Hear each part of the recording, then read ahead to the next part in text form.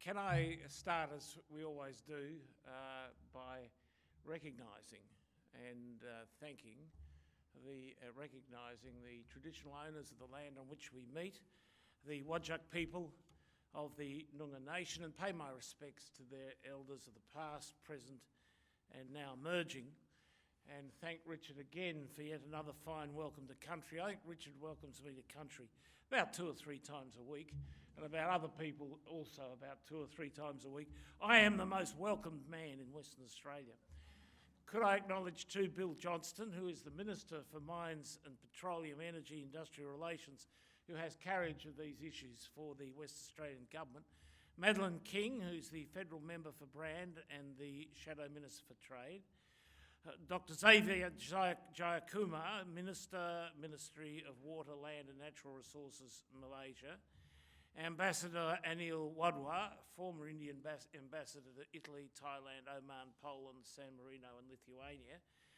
Consul Generals by squadron. There are also some really significant people in this room who are not on my list of people to acknowledge, but who will have a vast impact on how this issue proceeds. Dr. Heather Smith here is the Commonwealth Director of the Commonwealth Department that deals with science, technology and industry, and her husband Martin Parkinson used to be the head of Prime Ministers, and he had a major role in setting the parameters inside the Australian government of how they're generally approaching the issue in relation to discussions globally and with the United States in particular. There's Australian ambassador to Malaysia here. There's the bloke who heads up the Australia desk effectively at Foreign Affairs. There's a lot of people in this room who are here to both contribute to and to learn a lot from it. Well, secure access to resources has always been integral to prosperity, and now we are in the 4th industrial age and critical minerals are becoming exponentially important to it. We need to be aware that the next phase of mineral production and leadership in WA is critical to our nation's prosperity and our nation's survival. Critical for ourselves, critical for our friends, critical for our trading partners. We have all the minerals vital for battery production, all now being mined. We have all the rare earths, heavy and light, critical for, among other things, industrial magnet production, and all the other components for which they are necessary in 4th industrial revolution production present here in Western Australia, but not necessarily all in production, though some are.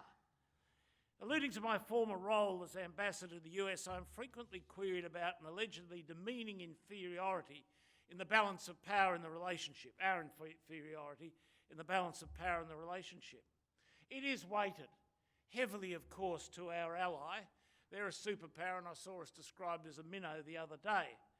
However, there are equalisers. We speak as a nation prepared for its own defence, an important customer of US defence industry, I think we're the second, as well as bringing capabilities to the problem zones, whilst imposing minimal demands on the US for our own support. Our joint facilities and agreements are critical for American information and operations across the 5 domains: land, air, maritime, space and cyber. Our mineral situation now weighs even more heavily in that balance. Nevertheless, we come with no agenda beyond the necessity for all to have diversity and options for acquiring what they need.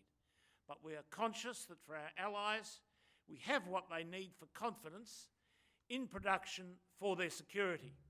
In a world where suspicion and autarky increasingly rule in nations' policy directions, we offer a confidence that potentially relaxes stress points driven by fears for access to critical minerals. In this regard, we present competence in production in one of the world's great mineral provinces. We know what to do and how to do it efficiently and safely. We present to our partners no ethical problems on any ethical front. We offer secure and free access to the minerals of prosperity and security with no hidden or overt embarrassments. This is not just a matter of economy, it is also security. There is much talk around exploration for and production of critical minerals around the globe. Until it emerges with production on the ground, however, It is fraught with boosterism. Here, boosters are balanced by producers. As you know, critical minerals, rare earths, are pervasive. They're pervasive across the globe. What matters in regard to them is the purity and your ability to mine them. And this is full, in this state too, of boosterism, as opposed to necessarily coming forward with what it is exactly you're capable of doing and producing. That being said, we already do have some people effectively doing the job. The essential nature of cobalt, lithium and rare earths metals to rapidly emerging technology is seeing nations and corporations start to scramble to secure supply. Few outside of China have accomplished this, and many great nations may struggle to feed their technology-based economies in the coming years. China has been proactive. Made in China 2025 is an ambitious strategy which essentially compels it to prevent foreign ownership of its own critical resources, like rare earth resources. It has amalgamated 150 of these companies into 6 state-owned enterprises and impressively secures foreign sources of critical minerals via strategic investments. Owing to modest domestic production, sensibly, India also uses a state-owned entity to help to ensure its own supply of rare earths, painstakingly derived from beach sands.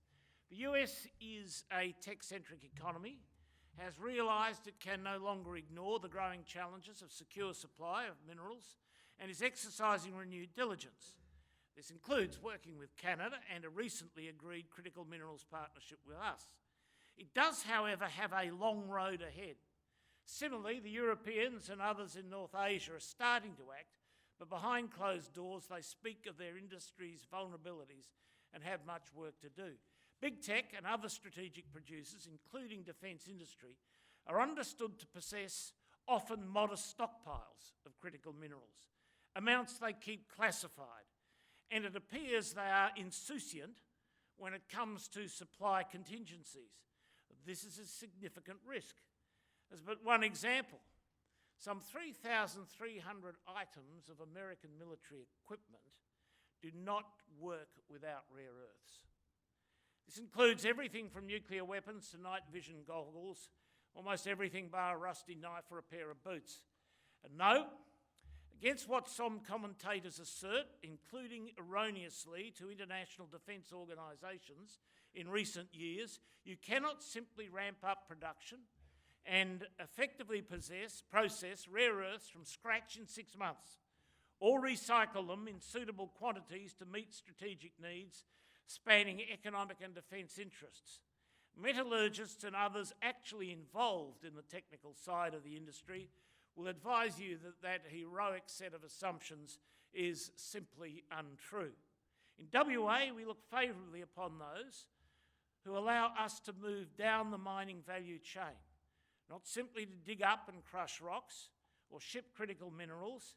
In fact, many citizens I speak to across the state are concerned by the latter. They are not sold solely on arguments around job creation and short-term economic gains for resources that are gone forever, instead aspiring to achieve more. I agree that we have a genuine comparative advantage here, and it is wise to push for greater value add to the economy. And I'm pleased to see the state moving in the right direction.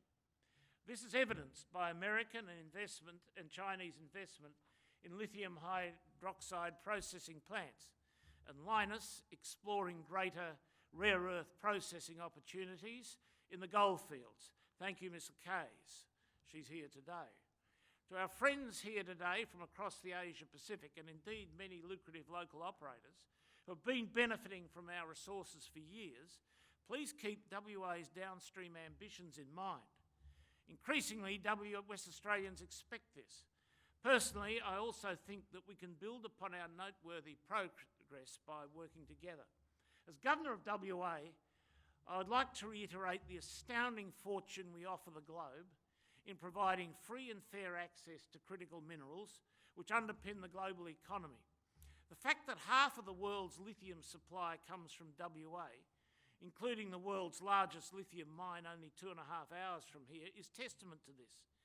In fact, someone quipped to me that the Greenbushes mine probably had both the world's highest grade and second highest grade of lithium in the world, the second being Greenbushes tailings dam.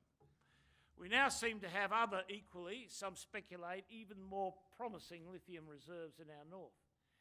Beyond high-grade resources, including all forms of critical minerals available right here in WA, our mining industry is a gold standard in offering this: no sovereign risk, secure and voluminous supply, fair and safer work, innovative mining, environmentally and ethically responsible supply. To my fellow West Australians, it is not just a matter of dumb luck in being blessed with an abundance of mineral reserves. We should all be extraordinarily proud that we have created the conditions to realise world-leading achievements in mining. Aside from having world-leading innovations, the importance of such professionalism perhaps resonates with me most greatly when taking a closer look at a critical mineral like cobalt. Like the blood diamond trade, which the world moved quickly to remedy, big corporations who value their brand need to get serious about ethical mining. At a guess, everyone in this room has a mobile phone or computer, or perhaps even drove here today in an electric car, and a few flew to Perth on a jet plane. On this basis, I think it is fair to say that we must consume cobalt as an essential component of these and many other ubiquitous technologies. But few of you might know that about 2/3 of world cobalt production is mined in operations which use children as young as 6, working 14 hours a day, and for a few dollars in very tough conditions. Perhaps not as confronting as the blood diamond trade, but clearly not right. Would you like something like this to happen here? Or would something like this happen here? No, it would not. Would it happen if Australian expertise ran such mines overseas? No, it would not. I'm pleased to see blockchain technology being explored to mitigate such unethical sources to hold corporations to account. The jig is almost up. I'm also pleased to see some companies investing to reduce the amount of cobalt needed to make products work. The world of mining employs the equivalent of roughly Australia's entire population in one of the world's most dangerous industries. Australia is obviously a superpower in the mining area, yet we are omitted from one list. Unlike China, the United States, India, the United Kingdom, France, Japan, Zimbabwe and South Africa, data dating back to the 1800s shows that we have a safety record which has seen us omitted from the list of the world's worst mining disasters. More recently, the Brumadinho tragedy in Brazil in January this year took more lives than all the coalition deaths combined in the 1990-91 Gulf War.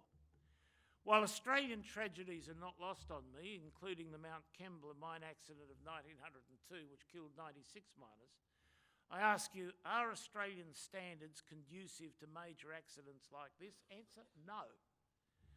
I had the pleasure of meeting with a great global-wide Norwegian organisation recently, an undisputed champion of environmentally responsible practice. I was advised that we in WA not only match the world's best for environmental standards in the resources industry, we often nudge above it. Can many others lay claim to such responsibility in a necessarily environmentally intensive industry? The answer is no. So to those countries and the many tech corporations currently unable to secure critical minerals for their future, I say, look to WA. We believe in fair and open trade here and ready access to resources. We also have every type of critical mineral here. A few mere years from now, when many of the corporate heavyweights, defence suppliers and national economies are no longer in the game because of their critical mineral supplies or ethical reputation is seriously compromised, those who took action now will be grateful they did. There could be no more important conference organised by the US Asia Centre than this one in contemporary terms, and I congratulate Gordon and his team on it. Please enjoy the conference that awaits you.